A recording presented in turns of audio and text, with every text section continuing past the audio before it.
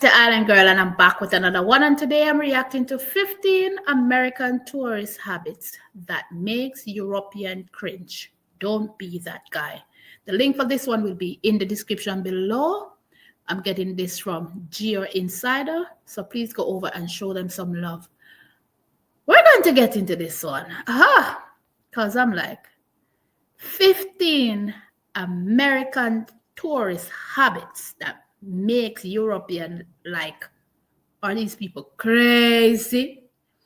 So don't forget to hit the like, consider hitting the subscribe button, and if you'd wish to become a member to the channel, go ahead and click that join button and you see all the exclusive perks that are offered. With that said, let's get into this video. Here we go right about now. 2 Californian girls arrested for carving their initials on a Coliseum wall and taking a selfie. American tourists. Hold up. I know we just started. Are you serious? What kind of idiots can you be to do something like that? Just to take a selfie. You engrave your name on a cut.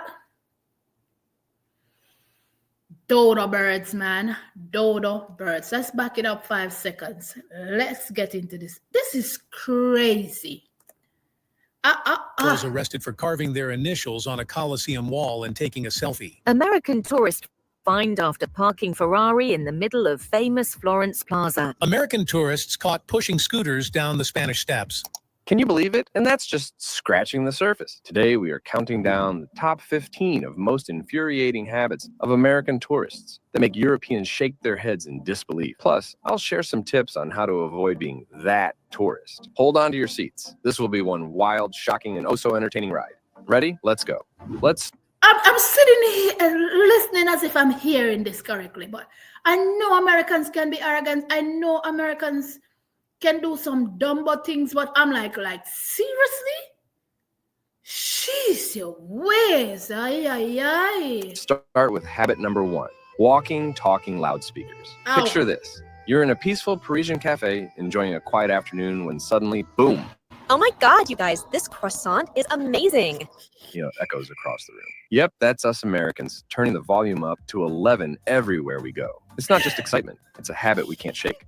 Locals find this as charming as a foghorn at a yoga retreat, disruptive and, frankly, annoying. Now picture a gondola ride in Venice, gently gliding along, then... Guys, this bridge is so bridgy. It's like the bridgiest bridge ever. My tip? Tone it down. Match the local vibe and speak softly. It shows respect and helps you blend in. Save the enthusiasm for moments that truly call for it, like cheering at a football match or spotting a double rainbow. Yeah. In Europe, less is more when it comes to volume. Habit number 2. Guys, I'm not laughing for what he said, but it's the depiction of the American. That's exactly how they behave. That is exactly. Oh my God. It's like, and they say you can spot an American anywhere abroad. They're loud. You hear them coming from a mile away on the phone. I don't get that. So that was spot on. The way he did it, it's just the truth. And it's sad that that's how it is, but and they don't care because they've heard so many times. Tone it down, just relax, not so loud. And they haven't changed a bit. I don't think they're gonna change anytime soon.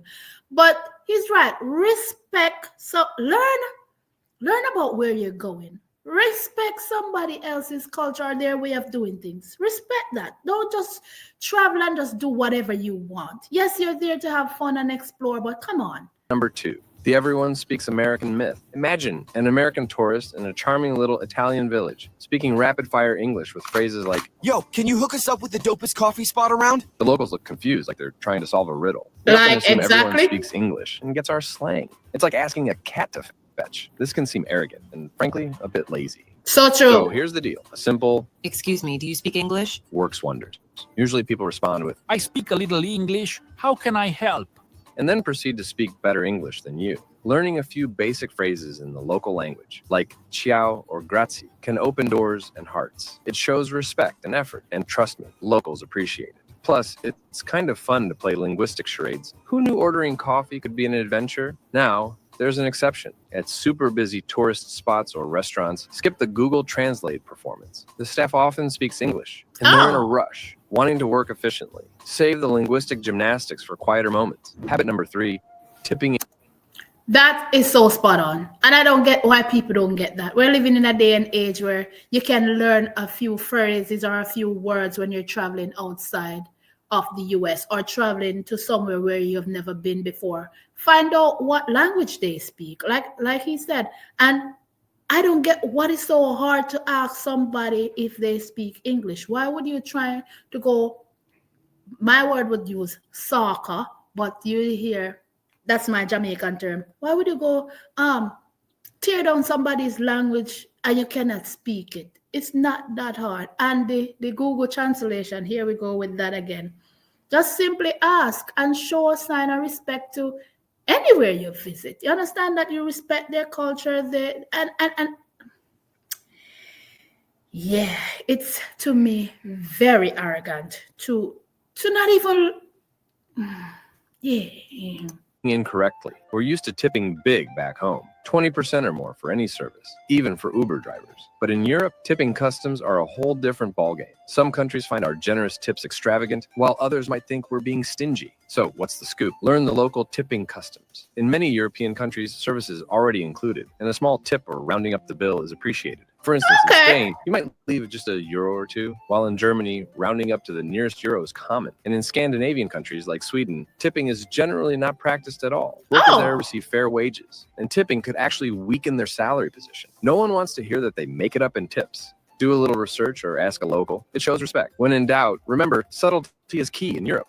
Oh, and speaking of tipping, what's the custom in your country? Do you leave a little extra or just a high five? Share your tipping tales in the comments below.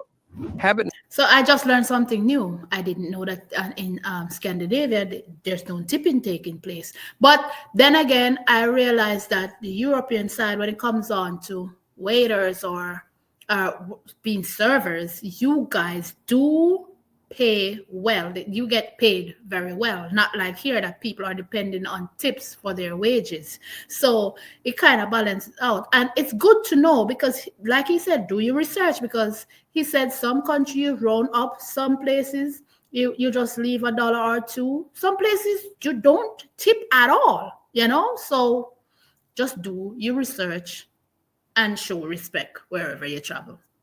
Number 4, complaining about local differences. We love our creature comforts and familiarity, but traveling means embracing the new and different. Yeah. Unfortunately, some of us just can't help but gripe when things don't match our expectations or aren't like they are back home. It's like this. Why is this hotel room so tiny? Back home, we'd have a walk-in closet and AC that could freeze a penguin. Making negative comparisons about local customs, services, or infrastructure can come off as rude and ungrateful. So here's the lowdown. When you're abroad, expect things to be different. That's the whole point of travel. Exactly. Embrace the quirks, like the charmingly compact hotel rooms in Paris, the leisurely service in Italy, or the beautifully ancient and sometimes temperamental public transport in Greece. It shows respect and makes your travel experience richer. Next time you're tempted to complain, take a breath, enjoy the adventure, and maybe laugh about it later. After all, isn't that what travel stories are made of? Habit number 5, risk. Exactly. He said it. Why are you going somewhere to complain about you're traveling to have new experiences? I can never seem to wrap my head around that. Why when people travel and say, oh, I can't believe they don't have an AC. Oh, I can't believe the rooms are, oh, I can't believe their water is not as hot. Oh, I can't believe, and I'm like, the rooms are so tiny. I'm like, are you serious? Then what are you complaining about? You're in a different country. Their way of life and the way of doing things is different. You're going out there to experience new stuff. What are you complaining? Oh, the waiter is not waiting at me hand, foot, and feet and asking, are you okay every minute? No, that's not their way of doing things. Embrace it and enjoy it. I hear people complain about so many things when they travel. I'm like, might as well you had stayed where you were. Risky behavior for photos. Be honest, who doesn't love a good photo op? But sometimes we take it to dangerous extremes, standing in the middle of busy streets, dangling off ledges, or hopping fences just to get the perfect shot for Instagram. Spoiler alert, a lot can go wrong. It's not just risky, but it can also be annoying on small viewing platforms. photographers. Innocent bystanders getting thwacked with selfie sticks. Nobody deserves that. And there's a reason for those bans on selfie sticks. Milan banned them in 2017 to crack down on anti-social behavior. They're also banned in all Disney parks. Amsterdam's Van Gogh Museum, the Sistine Chapel, Garoupe Beach in France, and the Colosseum in Rome. Even more concerning, a study published in the Journal of Travel Medicine uncovered 379 selfie-related deaths over the previous 13 years. So what's the lowdown? Your safety is more important than a few extra likes. Enjoy the moment, take safe photos, and remember that no picture is worth risking your life. Plus, respecting local rules and customs shows you're a considerate traveler. Next time you're tempted to risk it all, think twice and choose a safer spot. Your followers will still love your pics, and you'll be around to take many more. That's true. All right, let's play a game. Picture this. You're strolling through the narrow streets of Venice, admiring the canals.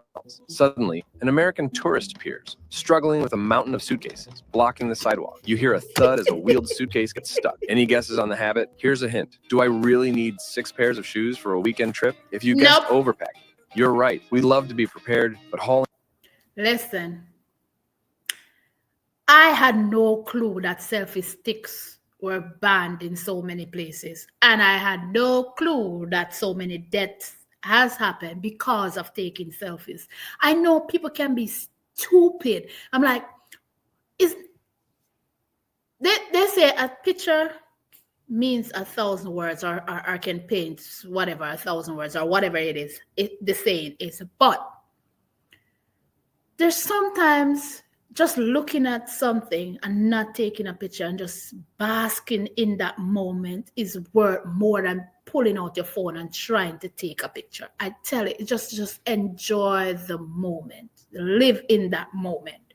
It's more to you than what a picture is and a reminder, but that's me. Sometimes I just look out and I see the sky and I'm like, ooh, and I'll stand there for a moment and it makes me feel so good. And that is engraved in my memory. Can you imagine when they showed the height of looking over that cliff with,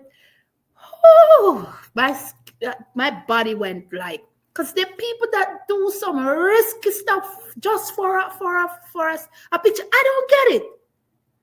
I don't get it. I'm like, where is their headspace? What? I don't think they're thinking. I think they're just dumb on every level to just do stuff like that. That's just what I think. Hauling huge amounts of luggage can be a real hassle. Overpacking slows you down and makes you that person blocking the entire sidewalk or struggling to fit into an elevator. So what's the deal? Pack light and smart. Think versatile outfits, essentials only. Remember, you can always do a little laundry on the road. Plus, lighter luggage means more room for souvenirs. Next time you're tempted to bring everything but the kitchen sink, rethink and repack. Your back will thank you, and you'll move around with ease, ready to enjoy your adventure. Sorry to interrupt, but before we dive into the next embarrassing habit, here's a quick tip from me. If you're vibing with these travel hacks, don't forget to like, subscribe, and smash that notification bell for more awesome advice. And now, time for the next round. Imagine this. You're in a cozy... That's a big one. I'm one of them who overpack, but the reason why I overpack because I have 5 kids. Well, they're growing up now, so I don't have to overpack like I used to. But I'm like, I'm always overpacking. I'm like, somebody needs 4, 5, 6 pair of clothes, or yeah. Even when we're going out on the road, I have extra clothes. So I'm guilty of that. But lately, I'm realizing that I'm becoming more lighter because my kids are getting older, and I'm like, I don't pack like I used to. But you can spot a tourist right away sometimes when you see them pulling in, man, with all them suitcases. And he's right. Where are the souvenirs going to go when you cram everything? Just like I said, do your research, pack lightly, stuff that are versatile that you can wear more than once or interchange it with something. That's the best way to go out and enjoy yourself when you're traveling. Not too much clothes, man. Spanish cafe, enjoying the quiet. Suddenly, you hear an American tourist loudly exclaim, "What? This tiny portion costs how much? Back home, I'd get a plate twice the size for half the price." Sound familiar? Any guesses on the habit? Here's a hint. It's all about comparing food portions and prices to American standards. Yep. If you guessed complaining about portions or prices, you're right. We Americans are used to big servings and lower Yes. prices. But constantly comparing and complaining can come off as disrespectful to local customs and economic conditions. So what to do? Embrace the local dining experience. Smaller portions often mean higher quality, and prices reflect local economies. Enjoy Yep. the flavors and savor the moment instead of comparing it to back home. Nom. Habit number 8, lumping all Nom. Nom, nom, nom, nom, nom. Yes. This one, it speaks volumes. I shouldn't even have to pause to say anything. A typical American. What is that on that plate? That is not enough. What am I paying for? To just lick my finger? Because here in the US, you know the food amount. You're going home with a doggy bag, a to-go bag, as you're going home with so many things, but yet still, yeah, a whole lot of crap. A whole lot of crap. It is quantity over quality. And he said something that stands out. The small, it's more healthier. It's much more. It's better for you.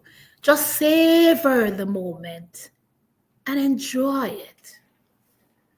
all of Europe together. You know the type saying, I've been to Europe. After a quick tour of Paris, London, or Rome, you wouldn't say you've done America after visiting New York. So why do the same with Europe? Europe isn't a monolith. It's a patchwork of different languages, histories, and traditions. So how to fix this? Appreciate the uniqueness of each country. Dive into the local cultures, learn a few phrases in the language, and explore beyond the tourist hotspots. Recognize that each European country has its own identity and charm. Next time you're bragging about your European adventure, remember to give credit to the individual countries and their rich, diverse cultures. It shows respect and makes your travel stories even more interesting.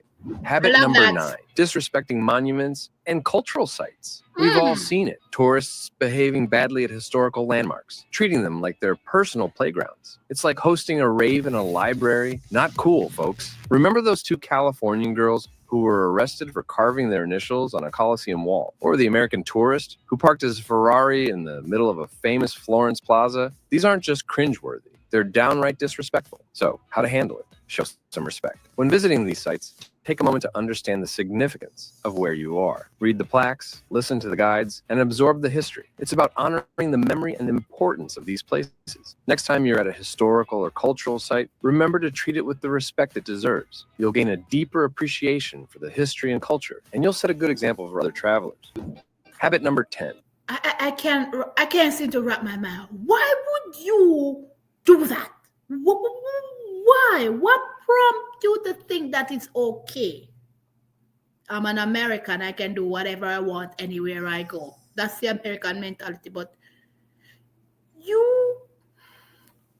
I'm still shocked that these idiots would go and carve their initial in. I don't get it. Why?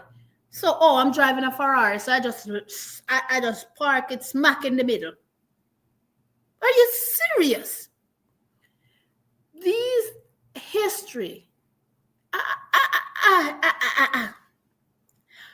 I'm lost for words. I am lost for words and those a while ago. I can't believe people really do that stuff. Dressing inappropriate. This is one of my biggest pet peeves. Americans are practical and love to dress casual. We don't wear nice clothes every day. It's all about comfort. But sometimes our idea of casual just doesn't cut it abroad. I get the travel vests with all those pockets are handy, but it screams tourist the moment you step off the plane. Lucy, my French friend, always says, European fashion is more about how things fit rather than emphasizing brand names. A friend of mine recently visited Paris for the first time. She usually rocks dresses and heels, but found that in Paris, it made her stick out like a sore thumb. So what's the fix? Do a little research before you pack. Understand the local dress codes and pack accordingly. When visiting churches, cover those shoulders and knees. When dining in fancy restaurants, step it up a notch. Think more dinner party and less beach party. Next time you're planning your outfit, remember to dress respectfully. It shows you appreciate and respect the local culture, and you'll blend in much better, making your experience all the more enjoyable. Habit number 11. That makes a whole lot of sense.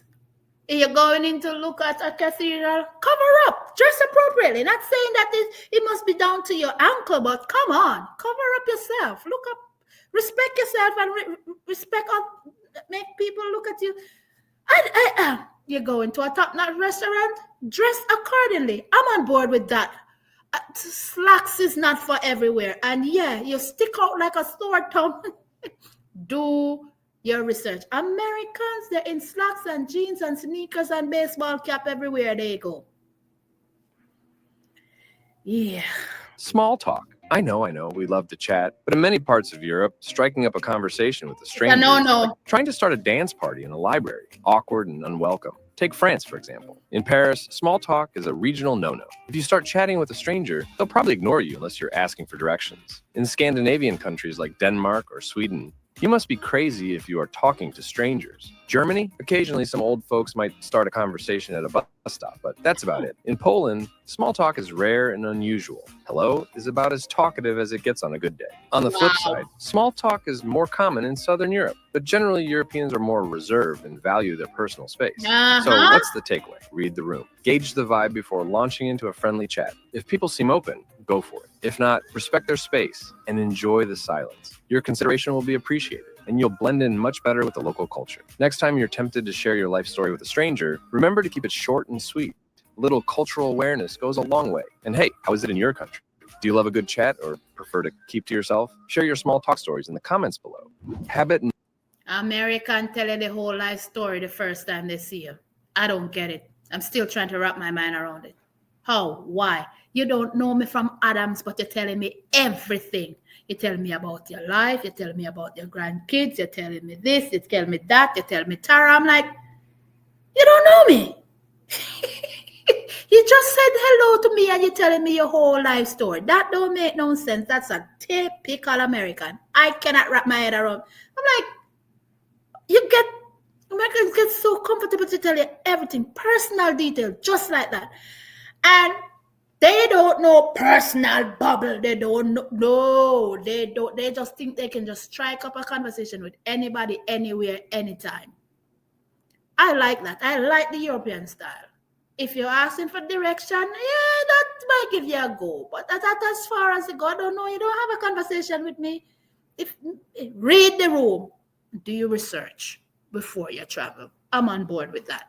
Number 12, overemphasizing ancestral heritage. We obviously love to celebrate our roots, Yeah. but sometimes we can take it a bit too far. Claiming to be 100% Greek or Irish because your great-great-grandparents were from there might not be as well received by the locals. Yep. Imagine visiting Ireland and proudly declaring, I'm 100% Irish, only for the locals to smile politely while thinking, sure, but you sound more like you're from Boston. Or telling someone in Italy about your authentic Italian heritage while mispronouncing bruschetta. So how to handle it? Embrace your heritage, but don't overdo it. Yeah. Show genuine interest in the local culture without making it all about your ancestral connections. Share your excitement, but remember, you're a guest exploring their home, not a long-lost native. Next time you're tempted to overemphasize your roots, keep it cool and respectful. Appreciate the culture around you, and locals will appreciate your genuine curiosity and humility. Habit number 13, impatience. We love our fast service and immediate responses. But in Europe, things tend to move at a more relaxed pace, especially in restaurants and shops. Here's a scene for you. You are sitting in a cafe in Portugal, waiting for your coffee, and you start tapping your foot impatiently. Or you're in an Italian restaurant, frustrated because your meal isn't out within 10 minutes. This kind of impatience can come across as rude and disrespectful of the local pace of life. So how do we deal with it? Embrace the slower pace. Take this time to enjoy your surroundings, have a conversation, and savor the moment. Remember, good things take time, and part of the charm of Europe is its relaxed way of life. Next time you find yourself getting frustrated with slower service, take a deep breath and remind yourself that you're on vacation. Enjoy the leisurely pace, and you'll find yourself having a much richer experience. Habit number 14. That's one thing you can hear an American complain about. Oh, the service is ridiculous. I can't believe their service is so bad. Nobody comes to you. You have to beckon. You have to wait so long. This, that, and the third. Get over it. You're not in America. Do your research like always before you travel anywhere. Get over it. Nobody needs to wait on your hand and foot. And yes, their ancestral is like, ooh, I'm 100% Irish, and they'll give you a long story. Americans are different. I tell you, Americans are different. Straight up. There's no going around that. And they stick out like a sore thumb wherever they go, wherever they travel. Once they're up, I don't know how they do it. I don't. I don't get it. And I don't think I'll ever get it. Talking about money. We're pretty open about discussing personal finances, salaries, and the cost of things. But in many parts of Europe, this can be seen as vulgar and inappropriate. Imagine this. You're having a conversation with someone you've just met in Italy and casually mention how much you make or how expensive your new gadget was. The room goes silent and you get some awkward glances. Talking openly about money, especially if you earn a lot, can make Europeans uncomfortable and come across as bragging or insensitive. In Austria, discussing salaries is fairly taboo. There's this unspoken rule of not telling others to avoid making them uncomfortable if you earn more. Similarly, in the Czech Republic, salaries are considered a private issue and shouldn't be discussed. It may seem odd since back home, we often think sharing salary info helps everyone except the employer. But here it's different. So what should you do instead? Keep money matters private. Instead of discussing your finances, focus on the experience, the culture, and the people you're with. Ask about local customs, share stories, and enjoy the moment without bringing up your bank account. Quick break. I'm on board with that 100%. I don't think it is important for me to share my salary with somebody else. I just don't. I don't see it. It's my personal business. I don't need to tell you that. No, I don't need to tell you that. So, I'm making $10 an hour and you're making $2 an hour. Or the employer is doing you wrong. I'm not saying it's not my problem. I don't need to tell you what I'm making. That's how I see it. That's the mentality I came out of Jamaica with, and it will remain in me. I don't need to discuss that with anybody. That's my personal business. So I'm on board with the Europeans for that one. Keep it personal. Keep it private. It is vulgar. To me, it is. I'm not obligated to tell you how much. And it's a sense of entitlement if you don't tell them, they get mad. Yeah. For number one, if you're digging these travel hacks, hit like, subscribe, and ring that bell. Stay tuned for the best tip yet. Habit number 15, political discussions and blame. Americans. Who doesn't love a good political debate? But diving into politics abroad can be a minefield. Engaging in political discussions where locals might criticize or blame you for your country's policies can quickly turn uncomfortable. So, and what's the best approach? Don't do it. Political discussions. If the topic comes up, listen politely, but avoid getting drawn into debates. Focus on common interests and lighter topics that build connections rather than division. Yep. Next time you're tempted to engage in a political discussion, remember that some conversations are best left for back home. Keep things friendly and respectful, and you'll have a much more enjoyable experience. So there you have it, 15 habits that can make American tourists stand out in all the wrong ways when traveling in Europe. I think the main takeaway is that when you go on holiday to another country, you are a guest in someone else's home. Behave like one. It's sad that adults actually have to be told this. Yeah. It is okay to talk about politics. I always say politics, money, religion, don't talk about them. Leave it alone. That's not a conversation to have with anybody. Just get to know somebody. Have light conversation like he said. That one is spot on. No, don't come down. Leave certain things alone, man. As for me, I'm one of them. Don't come talk to me about politics, religion, money. We're not having that conversation. Keep that info to yourself. We're not having that. Nope. I love this list. I really enjoy this list. Let me know in the comment section what you thought about this list, guys. Because everything that he had addressed so far, that's how a typical American behave. And it's sad, like he said, you have to be telling adults not to do this stuff. And people been telling American these for years, and they're still doing it. Like I said, they stick out like a sore thumb when they travel. Always. It's just a few that will blend in and try to enjoy wherever they go, and and not try to be disrespectful. Phew. Good video. Enjoy it to the max. Don't forget to hit the like, hit the subscribe button, and go over and show that channel some love. Like I said, the link is in the description below. It's your island girl, and I'm running out of here. Be good, be kind, be safe out there. Love you guys, and I'll definitely catch you guys in another video. Bye.